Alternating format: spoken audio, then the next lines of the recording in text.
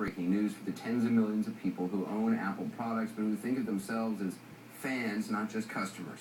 Apple co-founder, chief wizard, and former CEO Steve Jobs has died at age 56. The cause of death not yet known, though of course he had been battling against cancer for years. Just moments ago, Apple put out a statement saying, quote, "Apple lost a visionary and creative genius, and the world lost an amazing human being." They went on to say, "Those of us who've been fortunate enough to know and work with Steve have lost a dear friend and an inspiring mentor. Steve," the statement concludes, "leaves behind a company that only he could have built, and his spirit will forever be the foundation of Apple." Go to the Apple site and this is what you see. Steve Jobs. His death came the day after Apple unveiled a new line of products with the kind of show and tell he once was famous for. A lot of talk about that tonight. We're going to start with a look back at the life of Steve Jobs with Dan Simon. Today, Apple is going to reinvent the phone. Steve Jobs was a modern-day Thomas Edison. You can do multi-finger gestures on it, and boy, have we patented it. He didn't have a patent on his own look, but he was rarely seen without tennis shoes, Levi's, and a black shirt. He was legendary for his flair and showmanship. Amazing. And the screen literally floats in midair. Stephen Paul Jobs was born in San Francisco. His mother, an unwed college student, put him up for adoption.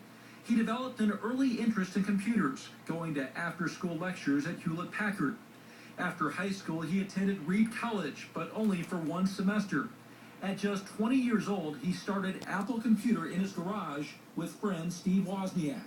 We worked hard, and in 10 years, Apple had grown from just the two of us in a garage into a $2 billion company with over 4,000 employees. That was Jobs in 2005, giving the commencement address at Stanford University. You have to trust in something, your gut, destiny, life, karma, whatever. Because believing that the dots will connect down the road will give you the confidence to follow your heart, even when it leads you off the well-worn path. And that will make all the difference. In 1984, Apple introduced the machine that changed our lives forever, the Macintosh. Revolutionary because it made computers easier to use. It had a funny little thing called a mouse that allowed users to change fonts. But the Mac was expensive and sales were sluggish. In 1985, Steve Jobs was forced out of Apple, but it turned out he was just warming up. I'm Buzz Lightyear's Space Ranger. In 1986, he bought Pixar Animation Studios, which later produced hits like Toy Story. He also started a computer company called Next. I hope you get a chance to look at this a little later. It's the most beautiful printed circuit board I've ever seen in my life. The technology was so innovative that in a twist of fate, Apple bought Next, and Steve Jobs went back to work for the company he started. His second act considered one of the greatest CEO tenures of all time. It's called the iPod Touch. Who knew that a computer company would change how we listen to music? Steve Jobs introduced the iconic iPod, Just slide it across. Boom. the iPhone, and later what some believe would be his grandest achievement, the iPad. That's what it looks like. Very thin. Apple dropped the computer from its name to reflect the company's expansion into consumer electronics. Now, I'm going to take this morning and talk about the iPhone. In recent years, Jobs no longer appeared his usual self. He was noticeably thin and frail, and investors and Apple faithful grew alarmed because of Jobs' past struggle with pancreatic cancer. In 2009, Jobs revealed he had a liver transplant after taking a 6-month leave of absence. But he returned to the stage with his usual vigor.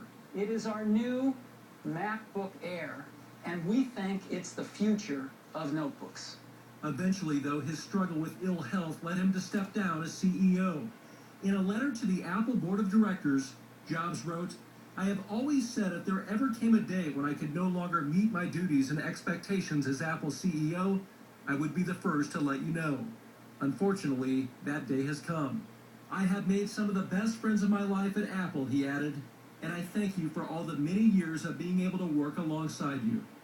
Steve Jobs' legacy can be found in his devices, long on aesthetics and attention to detail. He followed his heart, and with his technology, We are calling it iPhone. changed the world. Truly one of the most remarkable